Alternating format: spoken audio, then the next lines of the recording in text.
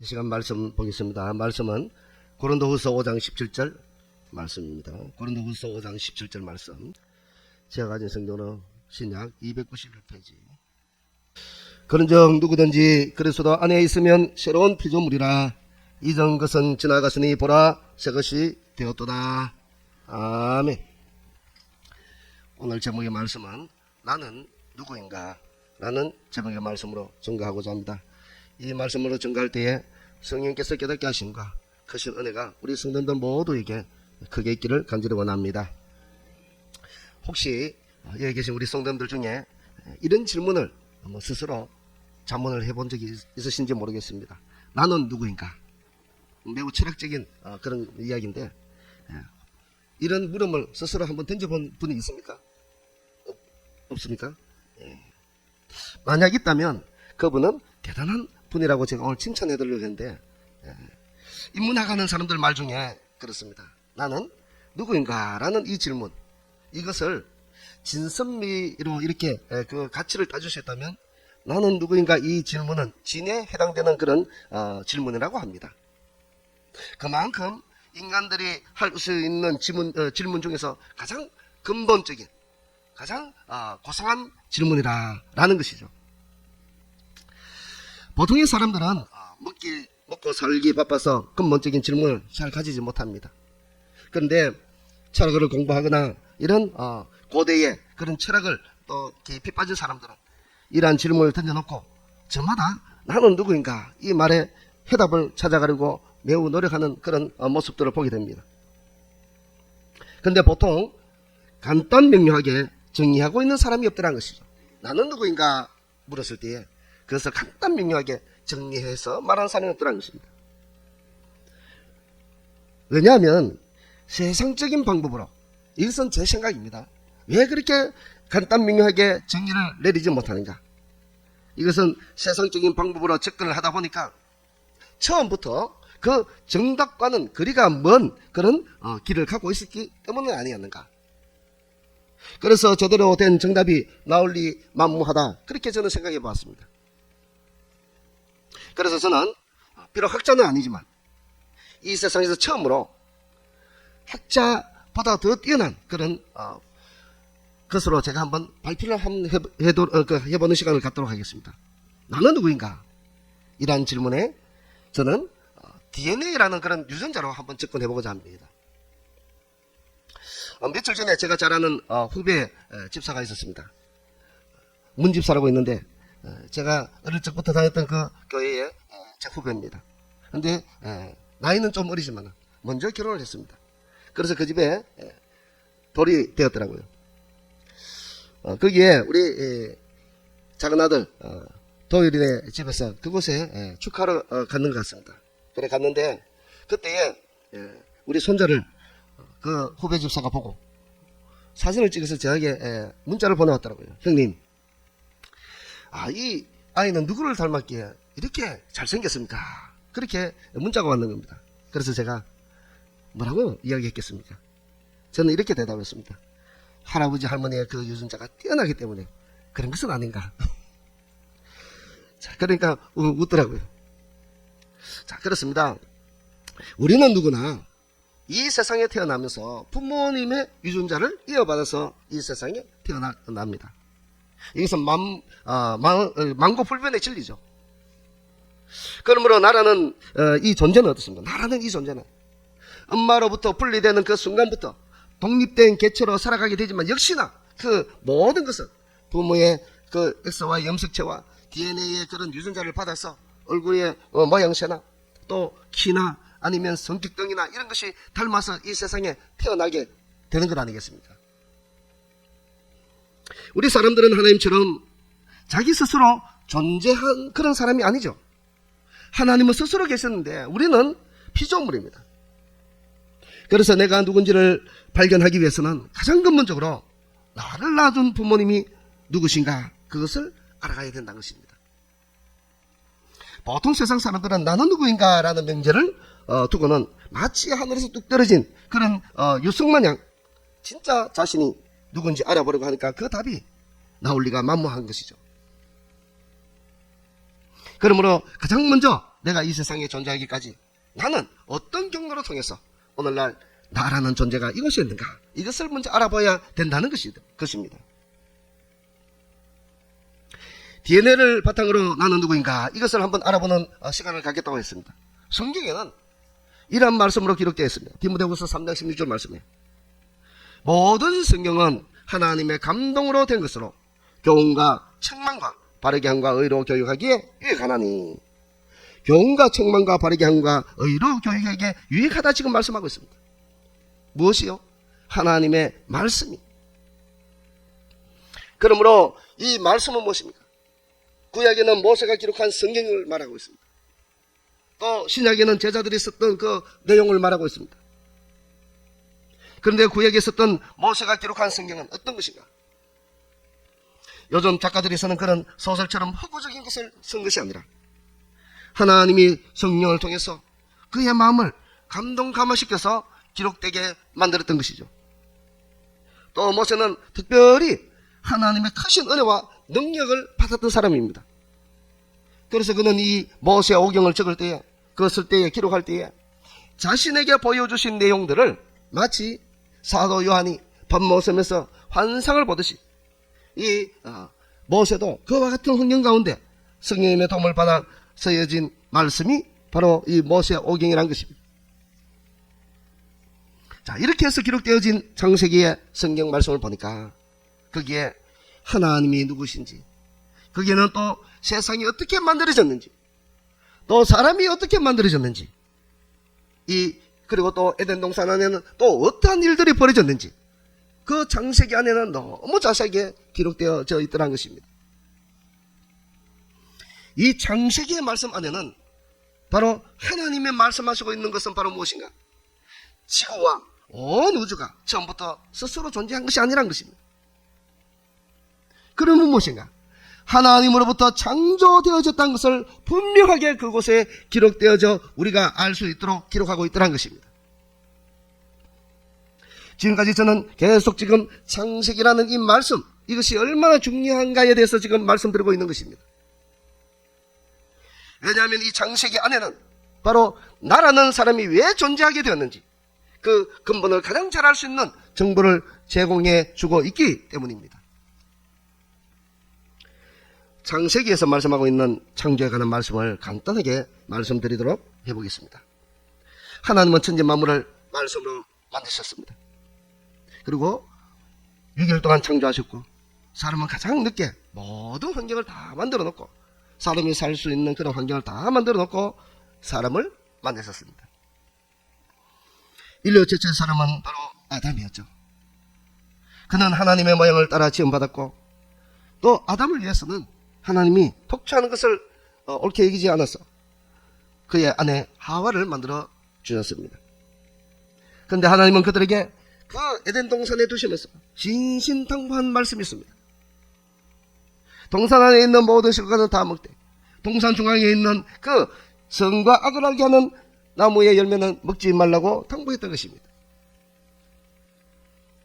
그런데 이때 뱀이, 즉 사단이 그들을 유혹하기 시작했던 것이죠. 아담과 하와, 그는 하나님의 말씀을 어기도록 했습니다. 이 사탄은 하나님의 말씀을 어기도록 했다는 것이죠. 그들이 하나님과 동등한 자리까지 갈 수 있다고 꼬드겼습니다. 그래서 불순종의 죄와 교만의 자리에 빠지게 만들었던 것입니다. 자, 이렇게 하는 것이 마귀의 짓이죠. 그렇습니다. 우리도 주의 일을 다 한다고, 많은 일을 한다고 그것이 다 주의 일은 아닐 수도 있다는 것입니다. 만약에 내가 하고 있는 어떠한 일들이 하나님을 대적하게 된 것이 있다면, 혹은 하나님의 말씀에 순종하지 못하게 하는 일이 있다면 그것은 어떠한 일든지 당장 멈춰야 되는 것이죠. 아담과 하와는 이런 불순종의 말에, 불순종하도록 하는 그 말에 꼬드겨 넘어갔다는 것입니다.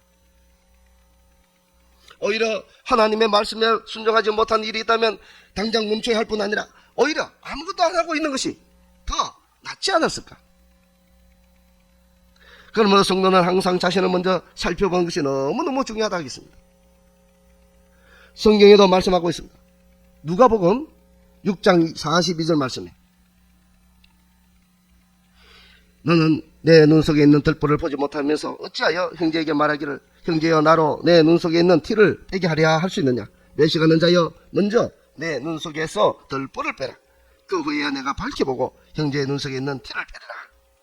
자, 이렇게 주의 일을 하면서 주의 일을 한데 이 자기에게 끼어있는 들보를 보지 못하고 그런 일을 하게 되면 어떻습니까? 마귀의 그런 일들을 자신이 대신할 수 있다는 것입니다.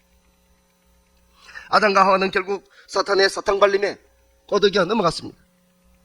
선과 악을 알게 하는 그 나무의 열매를 결국 그는 따먹고 말았습니다. 이번 그는 아담과 하와는 그 한 번의 불순종의 결과는 어떤 결과를 가져왔을까요? 비참하고 처참하고 참혹한 죄의 결과를 가져오게 되었던 것입니다. 아담과 하와는 그 일로 인해서 하나님께서 그들만을 위해서 살아갈 수 있도록 만들어 놓았던 그 세상에서 가장 살기 좋은 환경의 아름다운 에덴 동산을 지어주셨는데 하나님 앞에서 불순종한 그 죄의 대가로 그 아름다운 에덴 동산에서 쫓겨나 버립니다. 그리고 하와는 그 후에 아들을 낳을 때마다 상고의 고통을 겪게 되죠. 자, 이렇게 해서 죄의 결과로 인해서 어떤 일이 일어납니까? 사람이 번식하기 시작했던 것이죠. 결국 우리의 조상도 우리의 시조도 내가 박씨다, 뭐 김씨다, 이씨다, 결국 우리의 그 성씨를 올라가면 그 시조가 있습니다. 그러나 그 시조 너머에 계속 가보면, 다시 말해서 그 족발을 계속해 올라가 보면 결국 어디에 도착하겠습니까? 아담과 하와로부터 됐다는 것을 우리는 알 수밖에 없는 것이죠. 여기서 지금 무엇을 말하고 하는가? 우리가 지금 이 땅에 태어난 그 원인이, 다시 말해서 사람의 조상인 아담과 하와가 하나님의 말씀에 불순종한 죄의 결과로 현재 우리가 이 땅에 존재하고 있다는 사실입니다. 창세기 3장 15절 말씀에 이런 말씀이 있습니다. 내가 너로 여자와 원수가 되게 하고 내 후손도 여자의 후손과 원수가 되게 하리니 여자의 후손은 내 머리를 상하게 할 것이요 너는 그의 발꿈치를 상하게 할 것이니라 말씀했습니다. 즉 이 말씀의 뜻은 이 이후에 아담과 하와가 자식을 낳게 될 것인데 그 자손들 중에 한 사람이 사탄의 가장 중요한 그 머리를 상하게 할 것이다 라는 것이죠. 이것은 하나님이 미리 예언해 주셨던 예언의 말씀입니다. 그런데 이 말씀 중에 여자의 후손이 뱀의 머리를 상하게 할 것이라 했는데 여기서 말하는 여자의 후손은 누군가? 바로 예수님이시라는 것이죠. 바로 이 말씀이 천지 창조를 하신 후에 얼마 되지 않아서 이 일이 벌어졌던 것입니다. 그렇다면 이 땅에 왜 예수님을 보내주셨는가 하는 것이죠. 바로 그 이유를 자세하게 말씀한 것이 있습니다. 성경을 한번 띄워 보내주시면 감사하겠습니다. 이사야 53장 9절에서 12절 말씀. 이사야 53장 9절에서 12절 말씀입니다. 자, 이 말씀 보면 여호와께서 그에게 상음을 받게 하시기를 원하사 질고를 당하게 하셨은즉 그의 영혼을 속건 제물로 드리기에 이르면 그가 시를 보게 되며 그의 날은 길 것이요 또 그의 손으로 여호와께서 기뻐하시는 뜻을 성취하리로다. 그가 자기 영혼에 수고한 것을 보고 만족하게 여길 것이니라. 그것이라 나의 의로운 종이 자기 지식으로 많은 사람을 어렵게 하며 또 그들의 죄악을 친히 담당하리로다. 그러므로 내가 그에게 존귀한 자와 함께 복수를 받게 하며 강한 자와 함께 탈취한 것을 나누게 하리니 이는 그가 자기 영혼을 버려 사망에 이르게 하며 범죄자 중 하나로 헤아림을 받았음이니라. 그러나 그가 많은 사람의 죄를 담당하며 범죄자를 위하여 기도하였느니라. 자, 좀 긴 말씀이긴 하지만 자, 이 말씀 보면 하나님께서 예수님을 이 땅에 보내주셨는데 예수님에게 많은 질고와 또 상함을 받도록 하셨습니다. 그 이유는 무엇인가? 바로 우리의 죄 때문이라는 것이죠. 뿐만 아니라 또 예수님은 속건제물로 자신의 생명을 드려야만 했습니다. 그 이유도 무엇입니까? 바로 그 이유도 역시 우리의 죄 때문이라고 말씀하고 있는 것입니다. 그렇다면 무엇입니까? 바로 예수님이 아니면 우리의 죄를 도무지 해결받을 수 없다는 결론이 나오는 것이죠. 그러면 이런 의문이 들 것입니다. 나랑 그러면 이 예수님이랑 무슨 상관이 있을까 하는 의문이죠. 그렇습니다. 오늘 제목 나는 누구인가 였습니다. 왜 이런 제목으로 제가 말씀드렸나 하면 바로 내가 이 땅에 태어나서 존재하는 그 이유가 한 사람의 불순종으로 인해서 이 땅에 우리가 태어났다는 것입니다. 사람이라는 예외가 될 수는 없습니다. 그러므로 우리 모두는 어떻습니까? 죄의 결과로 태어난 근본 죄인이라는 것이죠. 우리 모두는 죄인이라는 것입니다. 그래서 성경은 우리 모두가 죄인이라는 것을 로마서 3장 10절에 그렇게 말씀하고 있습니다. 로마서 3장 10절에 이렇게 말씀합니다. 기록된 바 의인은 없나니 하나도 없으며 의인이 하나도 없다는 것입니다. 하나도. 예수님 외에는 아무도 없다는 것이죠. 또 로마서 5장 19절 말씀을 보면 아담의 불순종한 대가가 무엇인지 자세하게 말씀하고 있습니다. 그 로마서 5장 19절 말씀을 보면 한 사람이 순종하지 아니하므로 많은 사람이 죄인이 된 것 같이. 자, 여기서 한 사람은 누굽니까? 아담입니다. 아담 그 한 사람이 순종하지 아니하므로, 다시 말해서 선악과를 따먹지 말아야 했는데 그 선악과의 열매를 따먹었으므로 많은 사람이 죄인이 되었다. 우리 모두가 죄인이라는 것이죠. 그와 같이 한 사람이 순종함으로, 여기서 한 사람이란 누군가? 바로 예수님이십니다. 예수님이 순종하심으로 십자가의 순종이라는 것이죠. 생명을 내어놓고 피를 흘리고 십자가에 달리신 그 순종입니다. 그렇게 자신의 생명을 드리니 많은 사람이 의인이 되었다. 곧 예수 그리스도를 믿으면 우리 역시 전에는 죄인이 되었지만 이제는 예수 그리스도를 믿기만 하면 우리 모두가 의인이 된다는 것이죠. 오늘은 성탄을 기념하는 주일입니다. 요즘은 좀 덜한데 예전에는 성탄절이 되면 어떻습니까? 예수님이 주인공이 아니라 선물을 나눠주는 산타 할아버지가 초점이 맞춰져 있고, 또 거리에는 화려한 조명의 그런 것이 성탄절을 대표하는 것이 되었습니다. 또 예전에는 캐롤송도 많이 흘렀는데 요즘은 어떻습니까? 그 의미가 많이 퇴색되고, 또 캐롤송은 언젠가부터 이 거리에는 음악이 안 나오더라고요. 어디에 그뿐입니까? 교회에서는 새벽송 도는 것도 다 사라져버렸습니다. 왜냐하니까 새벽송 돌면 사람들이 싫어한다 이래서 그것을 다 없애버렸습니다. 그래서 이번에 우리 교회는 그런 것을 거슬러서 새벽송 대신 저녁송을 한번 돌고자 합니다. 저녁송 도는 이유가 무엇인가 하면 하늘에서는 하나님께 영광이요 땅에서는 기뻐하심을 입은 자들에게 평화로다 하는 그 말씀에 그 평화를 각 가정에 전하면서 또 하나님 주신 은혜의 그 평강의 평안을 비는 그런 찬양과 또 교제가 있지 않겠습니까? 그래서 이번 기회에 한번 우리 교회는 시도해보자 하는 것입니다. 예수님이 이 땅에 죄인들을 구원하시기 위해서 예수님이 찬양의 대상이 되었는데 요즘은 그렇지 않다는 것이죠. 예수님이 이 땅에 오신 일은 하나님이 사람이 되셔서 이 땅에 오신 정말로 어마어마한 사건이죠. 어마어마한 사건. 이사야 7장 14절에 이렇게 말씀합니다. 그것이 왜 어마어마한 사건이냐? 자세하게 말씀하고 있는데 임마누엘이기 때문이라는 것이죠. 임마누엘. 무엇인가 하면 그러므로 주께서 친히 징조를 너에게 주실 것이라. 보라 처녀가 잉태하여 아들을 낳을 것이요 그의 이름을 임마누엘이라 하라는 것이죠. 임마누엘. 이 임마누엘은 무엇인가? 하나님이 사람과 함께 계시답니다. 하나님이 사람과 함께 계시다. 자, 이 말씀을 이사야 선지자가 이야기했는데 그로부터 700년 지나고 난 후 이 말씀이 이루어집니다. 마태복음 1장 23절 말씀 보니까 거기에는 가브리엘 천사가 마리아에게 나타나서 하는 말이죠. 그 말씀을 보면 보라 처녀가 잉태하여 아들을 낳을 것이요 그의 이름은 임마누엘이라 하리라 하셨으니 이를 번역한 즉 하나님이 우리와 함께 계시다라는 것이죠. 자, 이 이사야 선지자가 예언했던 그 임마누엘을 하리라는 그 말씀이 지금 이 마리아가 낳았던 예수님에게 이 이름을 지으란 것이죠. 그래서 이 말씀을 보듯이 무려 700년 전에 예언했던 그 말씀이 드디어 이 땅에 이루어졌던 것입니다. 바로 그 이름이 임마누엘이라. 하나님이 우리와 함께 계시다.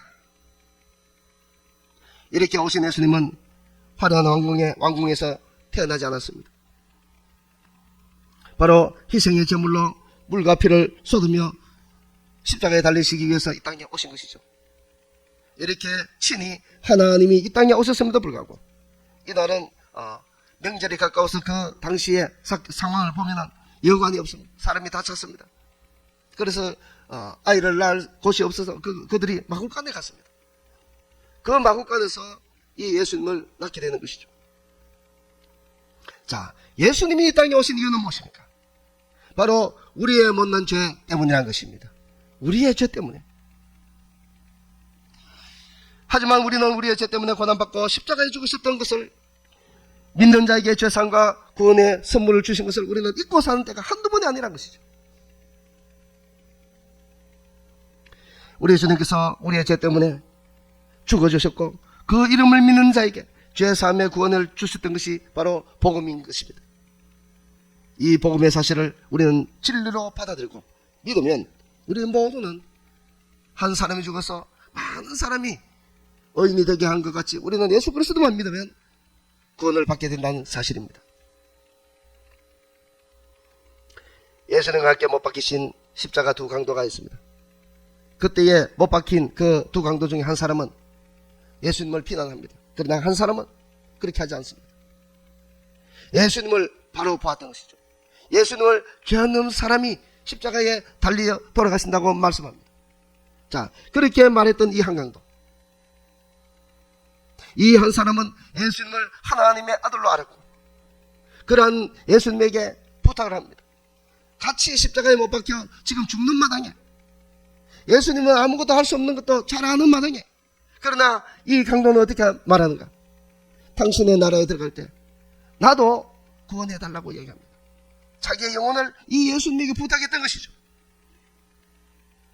그러자 어떻습니까? 어떤 일이 일어납니까? 예수님은 그 즉시 말씀합니다. 오늘 밤 너와 내가 낙원에 있으리라. 오늘 밤 너와 내가 낙원에 있으리라. 여기서 강도가 자기가 자기 스스로 구원할 수 있었던 것이 있었습니까? 아무것도 없습니다. 자기는. 그는 다만 십자가에 달려서 그 옆에 있는 예수님에게 믿음의 고백을 할 뿐이죠. 그러면 무엇입니까? 그렇습니다. 누구든지 예수님을 믿으면 그 믿는 믿음으로 어렵게 되어서 구원을 받는 선물을 받게 된다는 것입니다. 나는 누구입니까? 이제 우리는 나는 누구입니까? 하면 간단 명료하게 그게 답을 할 수 있습니다. 나는 죄인입니다. 나는 죄인입니다. 하지만 고린도후서 5장 17절 말씀에 이렇게 말씀합니다.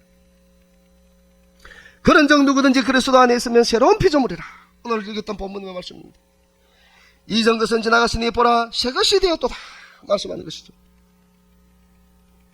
예수 그리스도로 통해서 우리는 모두가 새로운 피조물을 입게 된 것인 줄 믿습니다. 세상 사람들은 자신이 어떤 사람인지 알지 못해서 회개할 길이 없습니다. 하지만 우리는 복음을 듣고 나 자신이 누구인지, 내가 곧 죄인임을 깨달았기 때문에 우리는 회개할 기회를 얻어서 우리는 주님 앞에 회개할 수 있었던 것입니다. 사랑하는 성도 여러분, 진정 성탄절의 의미를 알고 하나님께 영광 돌리고 놀라운 구원의 은혜가 사랑하는 우리 성도님들의 가정에 충만히 임하시기를 주의 이름으로 간절히 소망합니다. 나는 누구입니까? 했을 때에 오늘 저는 이런 찬양이 정말 가슴에 와닿았습니다. 가시관을 쓰신 예수님 날로 오라 부르실 때에 방탕한 길 못 버리고 방탕한 길로만 향했네. 사랑하는 내 아들아, 부르시는 내 아버지, 눈 어두워 보지 못하니 내 죄가 너무 큽니다. 우리의 죄가 얼마나 큽니까? 그럼에도 불구하고 우리를 부르시는 주님의 음성을 듣고 우리는 주님께 나와서 우리는 죄를 고백하고 죄사함을 받았던 우리의 존재입니다. 우리 아쉬운 분들은 함께 찬양하며 나갔으면 좋겠습니다. 가시관을 쓰신 예수,